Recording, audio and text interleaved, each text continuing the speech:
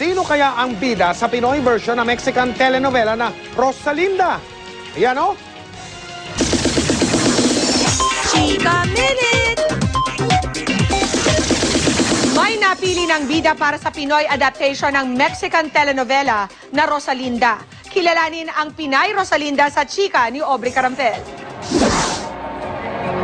Unang ipinakilala ang bagong kapuso star na si Carla Abellana sa GMA Trade Presentation noong Pebrero.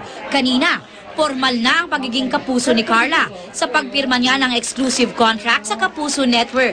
Naroon sa contract signing si GMA President, Chairman and CEO Attorney Felipe Gozon, si GMA Executive Vice President and COO Gilberto Duavit Jr. at SVP for Entertainment TV Wilma Galvante. Kasama ni Carla ang manager na si Arnold Vegafria. Nakita ng grupo ang malaking potential ni Carla Abellana para maging isang malaking star para sa GMA. Kaya tayo'y natutuwa na happy naman siya sa ating pagiging kapuso.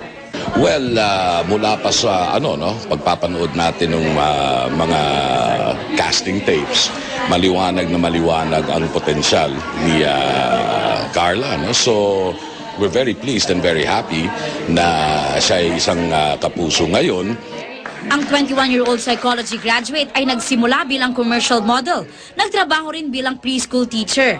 Anak siya ni Ray P.J. Abellana at apo ng veteran actress na si Delia Razon. Never naman ako pinagbawalan din at the same time ng daddy ko. So, you know, when he found out that I was about to enter show business, he was actually very excited. Also, mas gusto niya na i-guide niya pa ako. When I came here, kinabahan muna ako at first Pero pag salubong sa akin kagad ng mga tao, very, very welcoming sila, no? Very hospitable. They're all very nice. So, lalo ko na-excite. Very happy. Sa kanyang unang pagsabak sa showbiz, ipinagkatiwala agad kay Carla ang pagganap bilang Rosalinda sa Pinoy adaptation ng Mexican telenovela. We saw the opportunity of creating a good actress in her. So we're taking her through workshops kay Direk Joel Lamangan. Salamat kay Direk Joel, pinaunlakan niya ito kasi special project talaga. And then she's going through dance workshops and also voice. Sa kanyang tindig at ganda, may ilang nagsasabi na siya na raw ang next big star ng Kapuso Network.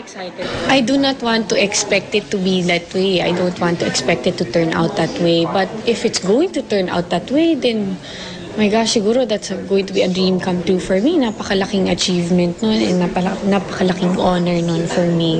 Aubrey Carampel updated sa Showbiz Happening.